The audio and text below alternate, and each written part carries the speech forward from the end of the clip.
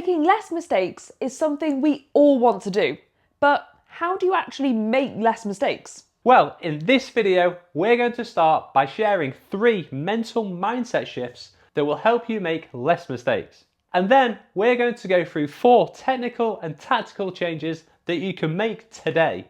And in case you're new here, we're Greg and Jenny, 2 recently retired pro players trying to help as many of you as possible improve your game. So let's get straight into helping you become a more consistent badminton player. Have you experienced this before?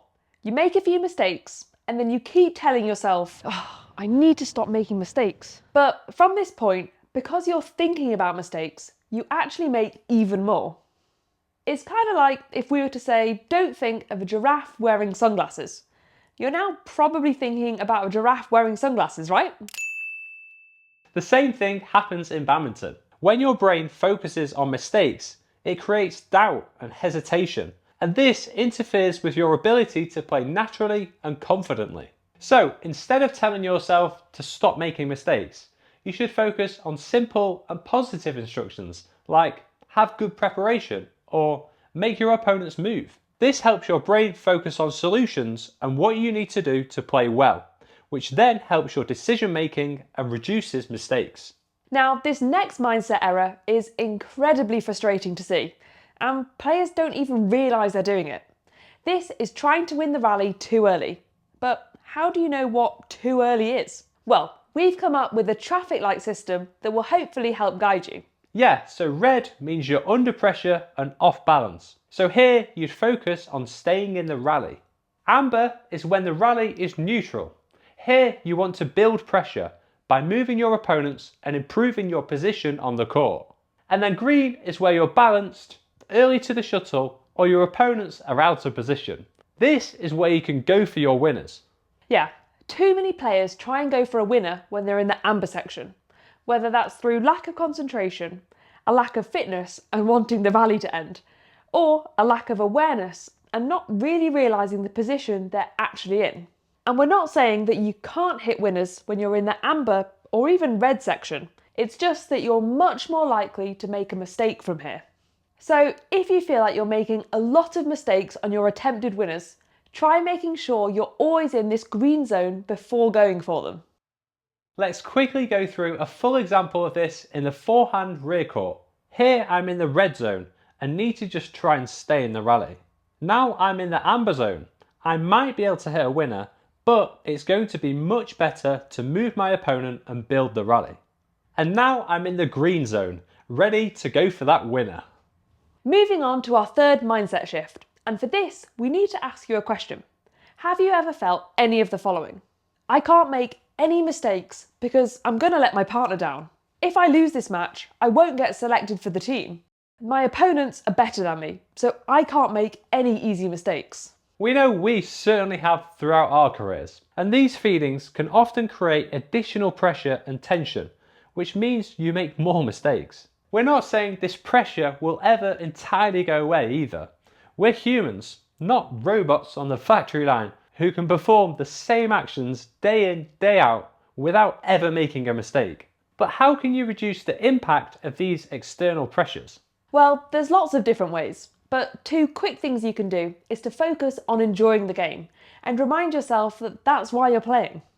And the second, which is a bit more technical, is to start by focusing on moving your feet. Generally, when you're tense, the first thing you do is stop moving. So rather than think about everything that's external and what could go wrong, moving your feet is a really good place to start. So they were 3 mental mindset shifts to help you make less mistakes. Let's now go through 4 common shots and why people make mistakes on them. And this will hopefully help give you some actionable things that you can change today to make fewer mistakes. Our first area is net shots. And the most common reason that people make mistakes on these is because they're trying to play too tight. And this is often because you think your opponent is right there and you need to play it perfect. But actually, there's usually more space than you think. Yeah, and this happens at every level of the game. It's what we felt like when playing world number 1. But it's also what a lot of people say that they feel like when they play us. But actually, if you recorded your match and watched it back, you'd realise there was more space to hit into than you thought. Now, we're sure you'd agree with this. If you hit 20 net shots in a game, it's way better to hit 19 here and 1 in the net than 10 here but 10 in the net. And your margin for error will depend on your level. So, for example, if you're a beginner, then you'd aim to hit your net shots maybe this high, an intermediate player this high, and an advanced player this high. This concept of allowing yourself some margin for error is the same in many other areas too, like your smashes. Okay, so our next action area is net kills. And the most common reasons for making mistakes are either having too big of a swing or having too flat of a racket face. Instead, you want to have a short swing. This helps you meet the shuttle early and time it more consistently. You also want to make sure your strings are angled downwards as you strike the shuttle, snapping your wrist like this to kill it in a crisp motion. Our third area that you can improve today that could be costing you 5 to 10 points a match is your drop shots.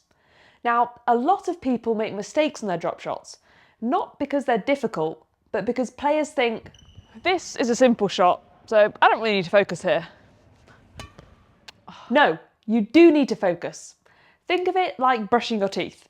It's easy, but if you stop concentrating and you rush it, you're going to miss bits. Drop shots are the same. The moment you stop focusing because it feels easy, that is when mistakes happen. A lot of people let the shuttle drop, meaning it's likely to go in the net.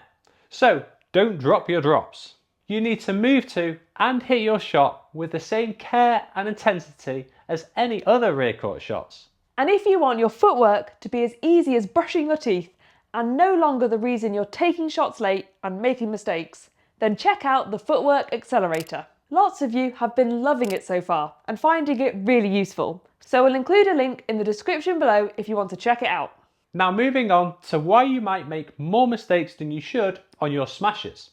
This is usually because you're not quite in the right position and you're off balance. When you're off balance, your contact point changes, meaning you need to change your racket angle. But this makes a smash a lot more difficult to execute, leading to a higher amount of mistakes. Instead, you can use building shots like drop shots and slices until you're in that right position and on balance. Remember the traffic light system. Like with all of these action areas, you need to practice them. And this is so you can learn to make the right decisions and, most importantly, make less mistakes. Practicing with intensity and a real purpose is what the best players are constantly doing. This isn't easy, but if it doesn't challenge you, it won't change you. And if you now want to practice your attack, we've made a video with 4 ways to help you do just this. So to make fewer mistakes and start winning more rallies, then click here to watch that next. And of course, smash the subscribe button if you haven't already for more badminton insight.